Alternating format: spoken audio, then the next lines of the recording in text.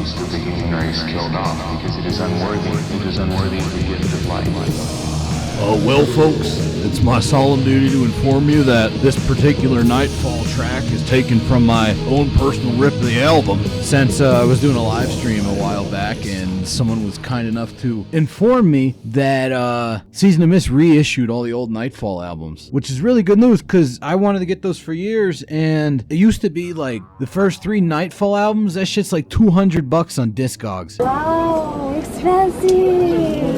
So thank you to whoever pointed that out. I should really try to remember people's names, maybe get like a notebook or something. 네, 여러분 안녕하세요. 오늘은 Right, speaking of remembering things, this episode is not about Nightfall. It is about a band that I've been promising to cover for a while. That's right, it's Mithras. But what the hell is a Mithras? You might ask. Well, he was a Zoroastrian deity that was later sort of adopted by the Romans into a mystery cult, mostly focused around communal eating ceremonies, often symbolized by man slaying a bull. You know what's bullshit? Very popular amongst the Roman military and well known nowadays for being an early rival to Christianity as an international religion. So just think, like, maybe in the Berenstain universe, everybody's all about Mithras. Hell, maybe stuff could have gone different. We'd all be into fucking Manichaeism. I don't even know what the hell that is. But more importantly, they gave their name to a band called Mithras from the UK. They actually started out as Imperator, which means emperor in Latin. Some people might want to say imperator. That's actually wrong. I might not be able to speak many modern day foreign languages effectively, or even my own language. But pronouncing words in long-forgotten dead languages is no problem because I was a classics major. Turns out some of the worst people in the world happen to be gay nerds. But they changed their name to Mithras from Imperator after paring down to a 2-piece band consisting of Rainer Koss on vocals and Leon Macy basically doing everything else and writing the music. But apart from the etymology, there is one very important phrase, concept, thought form to keep in mind when considering Mithras, the band, not the dude stabbing the bull in the head. And that is 2 words, Morbid Angel. Now everybody knows Morbid Angel. They are perhaps the most influential death metal band. Everybody knows their early stuff. It goes real fast. It's really technical. It's catchy. It's very evil sounding. It's got a lot of weird time changes. They pretty much were the band that brought that to death metal. You know, I'm not going to list every band that exists because of Morbid Angel, or at least was like heavily influenced to do things the way they do. You don't need fucking musical samples. You got like Suffocation, Mortuary, Angel Corpse, Vader. 앞머리 안 자를 거예요. Right, we're not listing all the bands that were influenced by early Morbid Angel because it's basically all of the death metal bands. But what about later Morbid Angel? I'm not talking about that goofy Elude the Venum Insanus album, or Insanus if I'm going with my friggin' classical major fart sniffing. I'm talking about the weird era of later Morbid Angel, where like Formulas, Gateways, Heretic, where everything's kind of squawky and disjointed and psychedelic sounding. With lots of weird noises like this one. That was weird. Sounded like a bird or something. I don't fucking know. But yeah, like that era of Morbid Angel. How many bands were picking up what those guys were putting down, you know? Well, there's one band that was, and that band's name is Mithras. They started out a little bit more normal death metal sounding than what they would become on their first album, Forever Advancing Legions, which of course is great. This is my favorite song on it. It's called Wrath of God. And, you know, it's more normal than the really weird shit they did later on, but the important thing here is the songwriting. These guys always had a really good sense of songwriting. Even despite being very heavy death metal, it's exceptionally catchy sounding. Like, very memorable.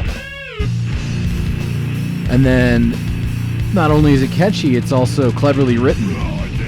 Like this verse riff right here is a really interesting counterpoint to that initial opening riff you heard earlier on. If I do say so myself. And lots of cool layering going on like that. Adding in some extra little harmonies of that weird kind of Middle Eastern thing. The vocals are awesome too. They're actually pretty understandable for death metal, and they would only get more understandable later on. But yeah, it's good, catchy death metal album. A lot of people overlook this Mithras album. They think it's sort of just like a Behemoth knockoff, which is incorrect.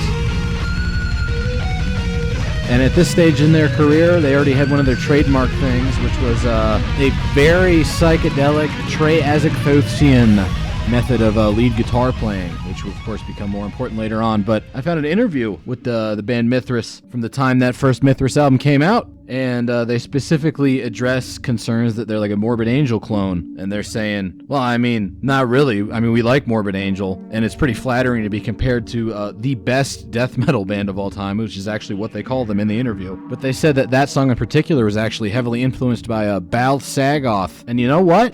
Despite some major aesthetic differences, I can hear it. This song is called Blood Slakes the Sand at the Circus Maximus. It's off their third album.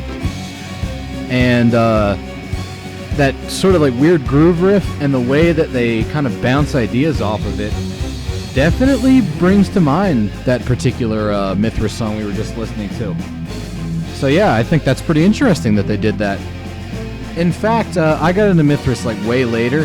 I was already into Bal Sagoth for a while, but I only knew like kind of their last 3 albums. And I used to listen to Behind the Shadows Lies Madness and The Power Cosmic in sequence quite a bit. So I kind of picked up on that connection on my own. And then later on, I read that interview and I'm like, holy shit, he's right. Because, yeah, friggin' Battle Magic and Wrath of God, there is quite a bit of compositional overlap between the two. So that's interesting. But the other thing they were hinting at in that interview is that, yeah, this new stuff we're working on, it's a lot weirder, and they weren't wrong. The second Mithras album, entitled Worlds Beyond the Veil, is a lot weirder, and this is kind of the album that put them on the map when it came out. This was the first one I heard, and it was probably pretty much everybody's first one, at least as far as international death metal goes. This is the first song on it, and there's a nice little interesting variation on the opening riff. Like I said, very clever songwriters, these guys. But they also delve pretty heavily into dissonance and psychedelia on this album. Like this. This isn't even a solo, this is a riff. This like weird thing right here, that's an actual part of the song. It's not just them showing off. And it's cool as shit, I love it. But they managed to bring you back into more normal death metal bliss with an absolute monster of like a breakdown that honestly isn't very suffocation-y. It's much more like a very weird take on doing a Morbid Angel riff and grooving it out. It's very unique. And they overlay it with their wonderful solos, as they always do. Great lead guitaring in this band. And fuck me, this is just strange stuff. I'm hearing a lot of strange stuff. Which makes sense because they had left the early concerns of Greco-Roman concept albums. They've gone into outer space for this one, doing a lot of weird stuff with spirituality and cosmicism that would kind of become like their main focus lyrically for the rest of their career. Then we get to their third album that I mentioned earlier, Behind the Shadows Lie Madness. When this album came out, it kind of blew my mind because, as I mentioned a couple weeks ago, death metal in like the early to mid 2000s, it weren't great. It was a lot of like necrophagist clones and Origin and just all this stuff that I did not enjoy very much. No, sir, I didn't like it. Mithras, however, were not included in that. This album is not nearly as wacky and spacey as their second one. It's a little bit more restrained and riff-based, which honestly I think was a positive development. I like them utilizing their weirdo compositional techniques in a more staid manner. But there's still plenty of weird full stops and just like really weird groove riffs. Look at this one. It does this like ascending chromatic figure right here. How neat is that? Fucking great album, Behind the Shadows Lies Madness. One of my favorites of theirs. Go back to it fairly often. Good vocals on it too, of course. But yeah, no, that album was cool. Part of why it was cool, I mentioned earlier, it reined in a lot of their weirdo tendencies. Worlds Beyond the Veil would have these like ambient explorations, but they would go on a bit too long and kind of get into the weeds. Like the intro to that album was 6 minutes long of kind of weirdo noises and keyboards and shit. On this album, they kind of took the ideas behind those like cosmic explorations, but refined them into something a bit more easily digestible and enjoyable. You got these kind of strange, slightly calm ambient interludes that are big on exploring different guitar sounds. Reminds me a bit of Peter Frohlmater or even some of the Robert Fripp solo stuff. Like, listen to that guitar tone. That sounds like that Frippinino album right there. But it's weird and spacey and cosmic, and it fits really well with the overall weird, spacey, and cosmic nature of their music. More importantly, they do this really cool thing where they incorporate these lead guitar bits of wackiness into the songs proper. Like this one right here, they're coming in with like that same kind of weird spaciness, but it's slowly building up into the death metal. With some really weird kind of bendy groove metal riffs, some very light-footed and intricate drum work. Good stuff right there. But when the death metal hammer drops, it hits you really fucking hard. Possibly because it had that kind of like weird ambient intro. I love it when they do stuff like this. They got really good at that on this album, and it was definitely like the best Mithras album to date. And then they pulled a nasty trick on us and didn't do another album for, fuck me, almost 10 years. I was waiting for this thing. And eventually, the final Mithras album, On Strange Loops, comes out. Final at this time of recording, I mean. And wouldn't you know it, it's probably their best. It's their most unique. Remember when I was talking about that weird, like, 6-minute long intro on Worlds Beyond the Veil? Well, this album opens up with a 4-minute long intro before any death metal starts. However, this intro is fucking great because it's a lot more metal. It uses all the different instruments. You got like some spooky cymbal work in the background there. Started to build up into a powerful groove as they bring the bass in. And like, this song is fucking great. I love it when they do stuff like this. And this album is chock full of really cool, like weirdo ambient, but still very active type music. It might be like ambient music, but it's not furniture music in the Eric Satie sense, if that makes sense. It's even got vocals, man. But yeah, no, these like slightly softer bits right here, I mean, they still hit fucking hard as shit. So, I still like them. Yeah, no, enjoyed these. And like throughout the album, they kept up with that new stylistic innovation from the Behind the Shadows Lie Madness album, wherein they introduce stuff with weird lead guitar, and it builds into crushing death metal. This album is probably the peak of their songwriting. It's not as complex as the album that came out before, but it's more subtle and clever, as you'll soon find out. So yeah, you start out a song with kind of a cool little spooky, sort of spacey, cosmic lead guitar intro, building up into some nasty death metal, of course, but it's still utilizing that same lead guitar melody. It's just playing it in a death metal manner. It's not a terribly complex riff, but it is an interesting one, which I feel is more important. And as they get into the second half of that ambient thing from earlier, they bring on the palm mutes. You get this just like nasty cascading effect of all this shit happening as it comes crashing down, and experience a dramatic resurgence with some great lead guitar. And then watch what happens for that second part of the ambient riff. Really cool keyboard integration. You gotta dig that. This right here is quality stuff, and if you don't like it, I don't know what to tell you. But for me, this is like peak modern death metal. I wish it all sounded like this. Also on this album, we have them reworking a couple of songs that they put out initially on an EP in 2011. That's how long they work on some of these songs. But yeah, they had some other songs that are a bit more like standard death metal sounding, and wouldn't you know it, those are great too. Here's the 2011 EP version. It's called Time Never Lasts. This is a great song. Very Morbid Angel-y. And then we get into the album version, which is significantly beefed up, as you just heard. But yeah, it's a great sort of riff, this like opening bit here. It's groovy, it's weird, but it's fun. And then the transition into like the meat of the song, holy shit, this is strange. This like string skipping bit here with some dank blast beats and then like slowly ascending melodies. I don't know, it's almost kind of happy sounding for death metal, but not in like a goofy sort of melodic death metal way.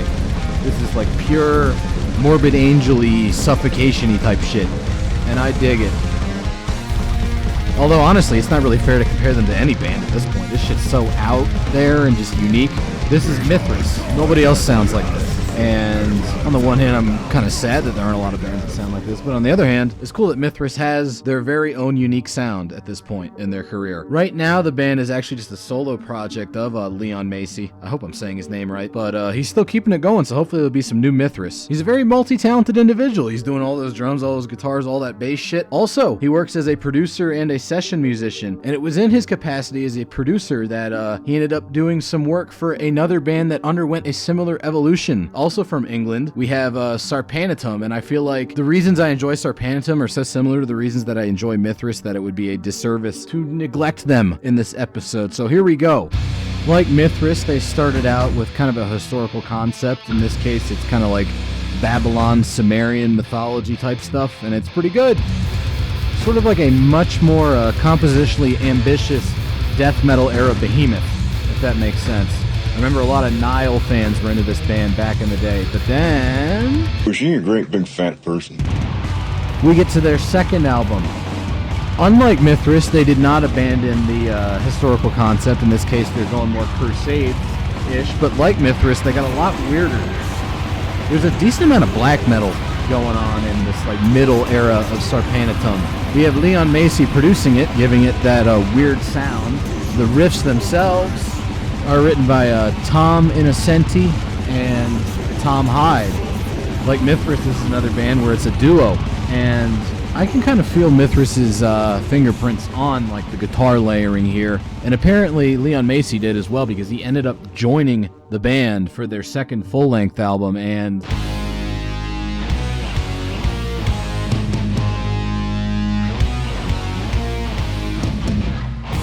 oh boy, it's a bop and a banger. It's got a lot of those same kind of cool keyboard things you hear in Mithras in their later career. It's got some great, just like songwriting, nice composition to it. Really good flow to everything. The black metal that was on their kind of like transitional EP has vanished. It's pretty much entirely death metal now. It's also very melodic